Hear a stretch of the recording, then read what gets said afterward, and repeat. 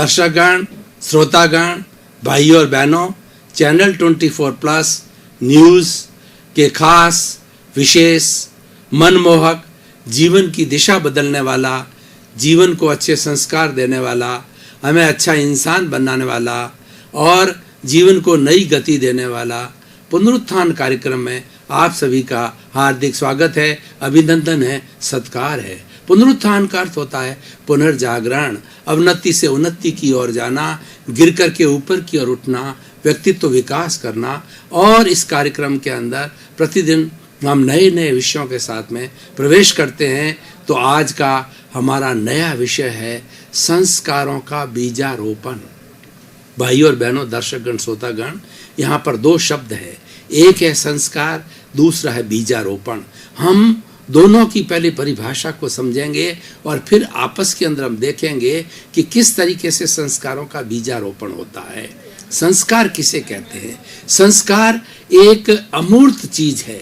संस्कार को हम विचार कह सकते हैं। संस्कार भीतर के जगत में रहता है, इसको धारणा भी कहा जाता है। यानी हमारी जो सोच होती है, हमारा जो चिंतन होता है, उसको हम संस्कार कहते हैं।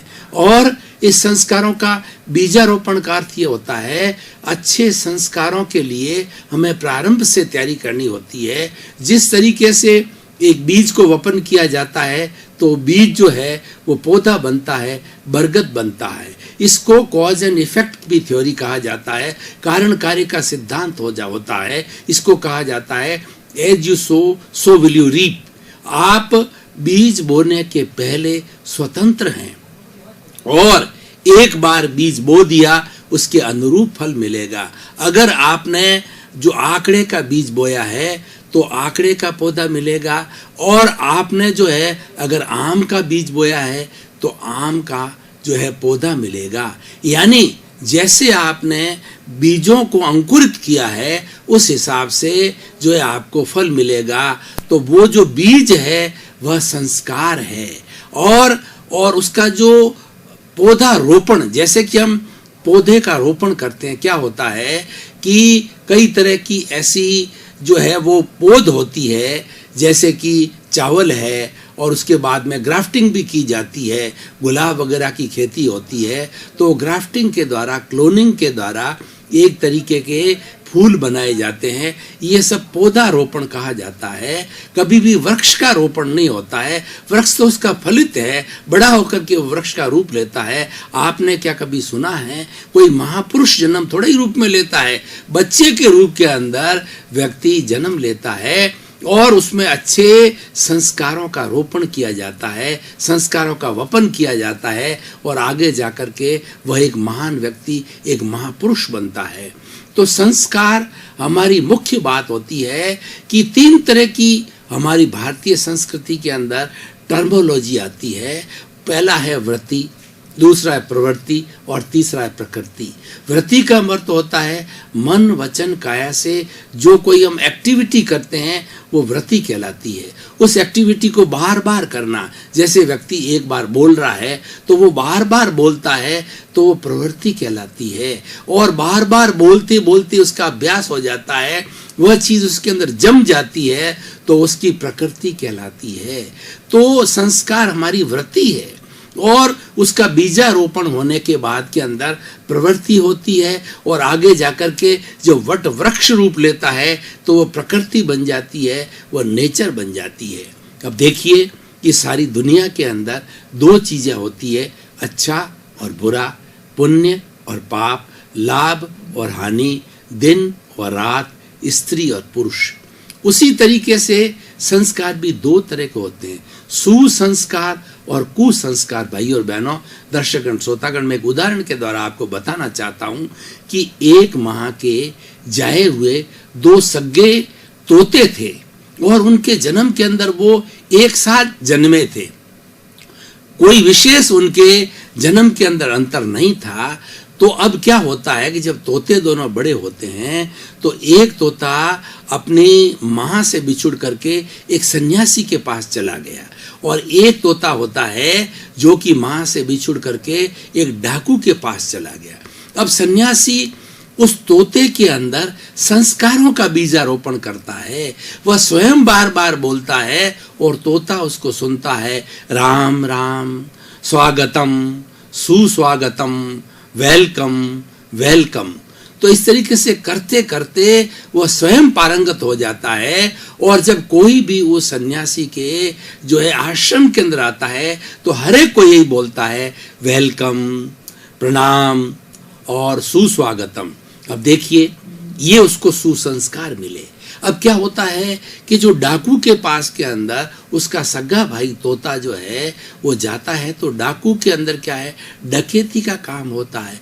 मारो, लूटो, काटो, पीटो, ये बात डाकू बार बार अपने जो है अंधेरी कोठरी के अंदर बोलते हैं, मारो, लूटो। तो ये करते करते जो है वह तोता है, उसके अंदर कुसंस्कारों का पोषण हुआ और उसने वह बात सीख ली। इसीलिए जो कोई भी उस काल कोठरी के अंदर आता है तो वो यही बोलता है, मारो, लूटो, काटो, पीटो, यही बोलता। अब देखिए, एक तरफ सुसंस्कार है, एक तरफ कुसंस्कार है। मैं कुसंस्कारों की बात नहीं करता, क्योंकि कुसंस्कार तो व्यक्ति में भरे पड़े हैं।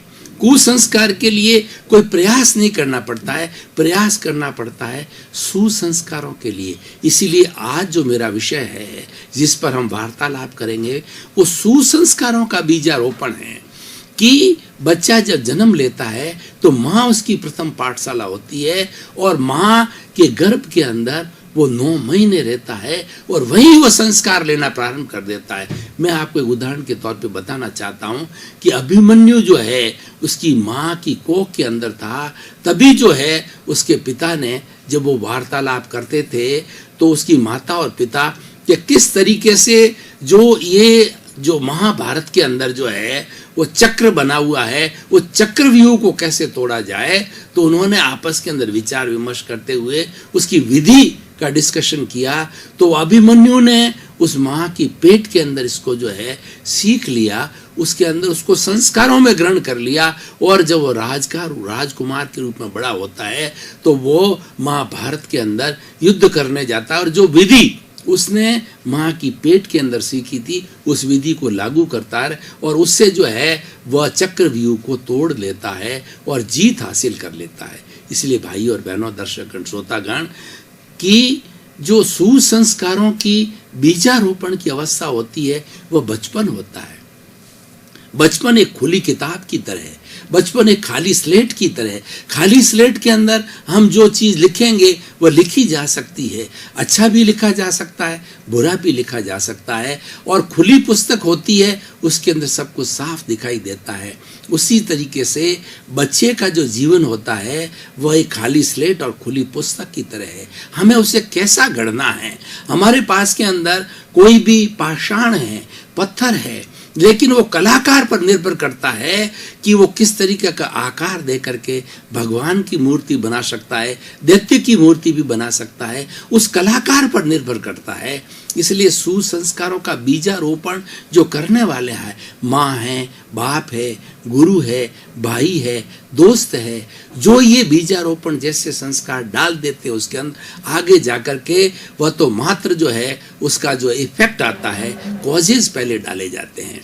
इसीलिए सुसंस्कार का अर्थ होता है कि अच्छे थॉट्स, अच्छी भावना और अच्छे विचार, ये प्रारंभ से ही करना चाहिए। जैसे कि प्रारंभ से बच्चे को सिखाना चाहिए कि समय पर उठना चाहिए, समय पर सोना चाहिए, झूठ नहीं बोलना चाहिए, बड़ों को प्रणाम करना चाहिए और हर कार्य समयबद्ध करना चाहिए। शिक्षा के समय शिक्षा लेना, सोने के समय सोना, खेलने के समय खेलना, हर समय टाइम पंक्चुअलिटी से समयबद्ध होना चाहिए। जब बच्चा इस तरीके से अच्छी अच्छी बातें अपने बचपन में सीख लेता है तो बड़ा होकर के वह उसकी क्रियान्विति करता है। वास्तव के अंदर वृत्ति और प्रवृत्ति बचपन में होती है, आगे जाकर के तो प्रकृति बन जाती है। मैं आपको एक उदाहरण देना चाहता हूँ। क्या प्रतिदिन जो है समय पर सोइए और समय पर उठिए। 10-15 दिन आप अगर इस तरीके से करते हैं तो आपके अंदर एक बायोलॉजिकल क्लॉक होती है वो ऑटोमेटिकली आपको उस समय पर सुला देगी और उस समय पर उठा देगी। ये एक बायोलॉजिकल क्लॉक है, वो अपने आप जो है ये जैविक घड़ी चलती रहती है। अब देखिए कि दूसरे रूप के अंदर आप देखिए कि आप समय पर नहीं उठ करके लेट उठते हैं, एक दिन लेट उठे, 10 दिन 15 दिन लेट उठे, तो धीरे धीरे वो आपकी प्रकृति बन जाएगी कि आप हमेशा से लेट उठा करेंगे। तो एक तरफ तो हमारे सुसंस्कार है और दूसरी तरफ जो हमारे कुसंस्कार है, ये हमारे पर निर्भर करता है कि हम कौन सी चीज का चयन करते हैं। देखिए इस दुनिया के अंदर 3 चीजें हमारी भारतीय संस्कृति में बताई गई है, गे, हे और उपादेय। गे का अर्थ होता है कि संसार के अंदर संपूर्ण चीजें होती है वो जानकारी करने योग्य होती है, और हे का मतलब होता है छोड़ने योग्य होती है। उपादेय का अर्थ होता है ग्रहण करने होती है। सुसंस्कारों को उपादेय किया जाता है और कुसंस्कारों को हे किया जाता है, लेकिन जाना दोनों को जाता है। जाने बिना हम कैसे पता करेंगे कि ये सुसंस्कार है या कुसंस्कार है। हम किसी व्यक्ति की संगति जब तक नहीं करते, उसके साथ नहीं बैठते हैं, उसके साथ तब तक बातचीत नहीं करते हैं, वार्तालाप नहीं करते हैं, व्यवहार नहीं करते हैं, उस व्यक्ति का पता नहीं चलता है। एक बार उसके साथ में व्यवहार करने से या वो बोलता है, वार्तालाप करता है, जब पता चलता है कि ये सुसंस्कारी है कुसंस्कारी है। दर्शकगण, श्रोतागण, भाई और बहनों, हम अपने विषय पर बहुत गहरे चले गए थे। अब तरोताजगी के लिए थोड़े समय का ब्रेक ले रहे हैं और ब्रेक के बाद पुनः हाजिर हों।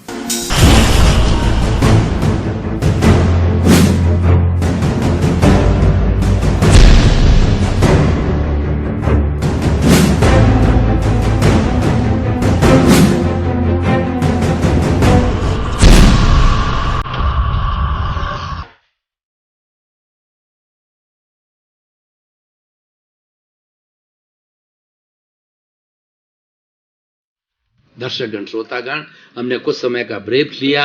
अब मानसिक रूप से, शारीरिक रूप से हम तरोताजगी महसूस कर रहे हैं और पुनः हमारा जो गूढ़ विषय है उसके ऊपर चिंतन प्रारंभ कर रहे हैं। भाइयों और बहनों, दर्शकगण, श्रोतागण, आजकल हम अपने बच्चों के प्रति कितने वरीड रहते हैं माता पिता कि बच्चे सुसंस्कारी बने, तो वो प्रारंभ से ही उनको स्वयं घर पे ट्यूशन करते हैं। उसके बाद में अच्छी से अच्छी स्कूल के अंदर जो है वो स्वयं सेक्रीफाइस करके अच्छी स्कूल में भेज करके उनको जो है वो शिक्षा दिलाते हैं।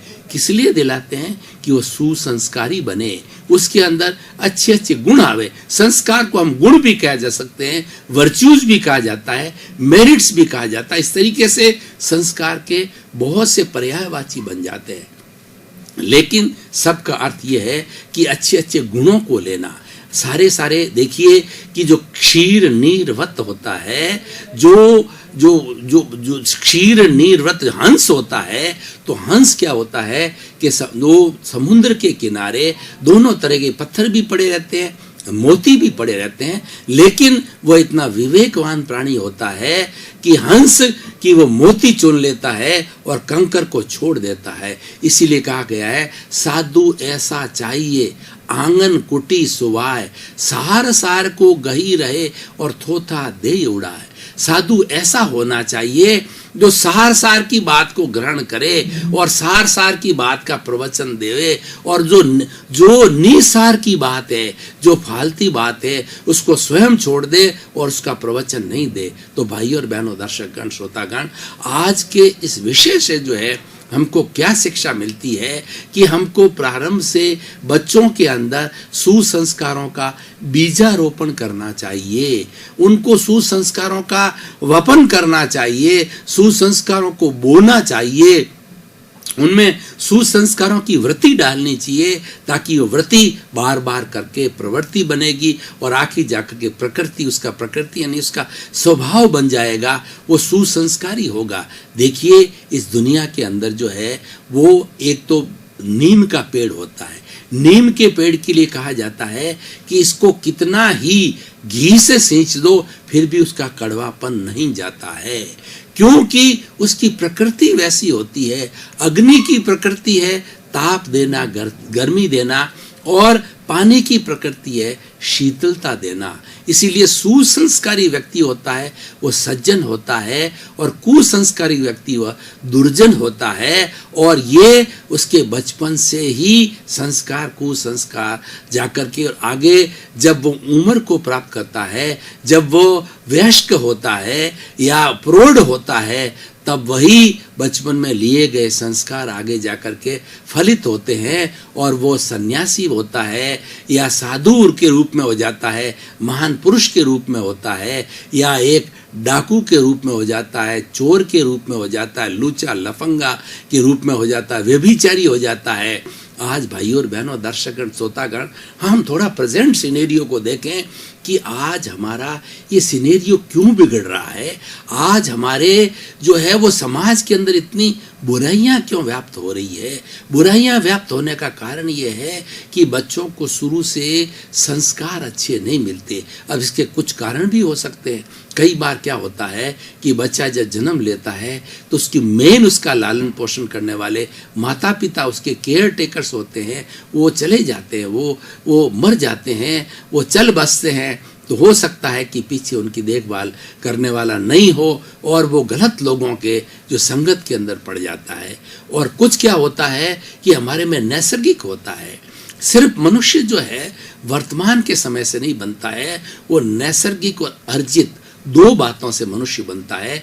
नैसर्गिक वह होता है कि पूर्व जन्म के अंदर जो कॉजेस डाले हुए हैं उनका इफेक्ट इस जन्म में मिलता है। अगर हमारे अच्छे कॉजेस डाले हुए हैं, अगर हमारे अच्छे संस्कार हमने लिए होते हैं, तो इस जन्म के अंदर उस सुसंस्कारों की पुनरावृत्ति होती है। वो पौध आगे जाकर के बड़ा होकर के वट वृक्ष के रूप के अंदर बनता है सुसंस्कारों का। और हमने अगर बुरे संस्कार लिए हुए हैं, अगर हमने पाप किया हुआ है, तो वो कुसंस्कार बढ़ करके फिर जो है कुसंस्कारी के रूप के अंदर हमें वैसा वातावरण मिलता है, द्रव्य क्षेत्र काल भाव कहा जाता है कि ऐसा स्थान मिलता है, ऐसे लोग मिलते हैं और ऐसी सोसाइटी मिलता है, और उसके अंदर हम ढल जाते हैं। इसीलिए आज के सिनेरियो के अंदर से हम देखें तो सारा सबसे बड़ा कारण क्या है कि प्रारंभ से बच्चों को अच्छे संस्कार नहीं दिए जाते हैं। माँ बाप स्वयं भी जो है वो सुसंस्कारी नहीं होते हैं, तो बच्चों के अंदर संस्कार कहाँ से आएंगे। बच्चा सबसे पहले अपनी माँ से सीखता है, फिर परिवार से सीखता है, फिर पाठशाला से सीखता है, और उसके बाद में जाकर के अपनी जो कार्य क्षेत्र होता है, कर्म भूमि होता है, वहाँ से सीखता है। लेकिन कर्म भूमि में तो देने की स्थिति आ जाती है, सीखने की जो अवस्था होती है परिवार, समाज, घर, माता पिता और मित्र लोगों से सीखा जाता है। इसीलिए दर्शकगण, श्रोतागण, भाई और बहनों, आज हम देखें सबसे बड़ी शिक्षा लेने की बात है कि हमारे जो बच्चे हैं उन पर बहुत ध्यान दिया जाना चाहिए, और उन बच्चों के अंदर हमें सुसंस्कारों का बीजारोपण करना चाहिए, ताकि वो आगे जाकर के देश के अच्छे नागरिक बने और वो समाज की अच्छी सेवा करे, वो जगत का कल्याण करे, और उसके साथ साथ में स्वयं के अंदर वो प्रसन्नता की प्राप्ति करे। तो आज का जो विषय है वो हमारा विषय है एक सोसाइटी के अंदर चेंज लाने वाला है, और संस्कारों की बात, संस्कार और संस्कृति की बात जो है हमें हर स्तर पर करनी चाहिए। घर के स्तर पर करनी चाहिए, परिवार के स्तर पर करनी चाहिए, व्यक्तिगत स्तर पर करनी चाहिए। हमें व्यक्ति को सुधारना है। अगर एक बच्चा सुधर जाता है और एक अच्छे बच्चे को प्रारंभ के अंदर उसमें सुसंस्कारों का बीजारोपण कर लेते हैं, तो आगे जाकर के वो बड़ा महान व्यक्तित्व होगा। आज हम देखिए पुतली बाई ने कितने अच्छे संस्कार महात्मा गांधी के अंदर डाले प्रारंभ से, और माँ के प्रति जो है उसका इतना समर्पण भाव था, इतनी श्रद्धा थी कि माँ से कोई भी चीज़ नहीं छुपाते थे, और वो निराकरण हो जाता था। माँ के पास में वो कन्फेस कर लेते, अपनी भूलों को स्वीकार कर लेते थे कि बचपन में मैंने बीड़ी पी, बचपन में मैंने चोरी की, और मैंने जितना भी उन्होंने कुव्यसन का सेवन किया, तो माँ के सामने कन्फेस करने से, स्वीकार करने से, माँ की मातृ हृदय के रूप के अंदर माँ उसको शिक्षा दे करके और बचपन में इन बुराइयों को छुड़ा दिया।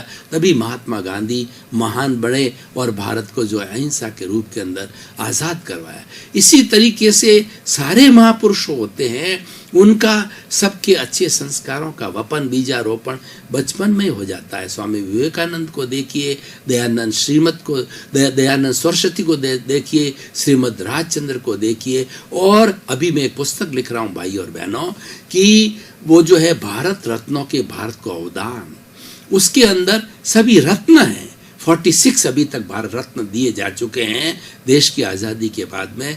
उन सब का संकलन करके कई माध्यम से उन सब के जीवन परिचय को लेकर के मैंने एक पुस्तक का आकार दिया है, उसको पढ़ा है और उसके ऊपर विश्लेषण किया है और उसके ऊपर गहन चिंतन किया है।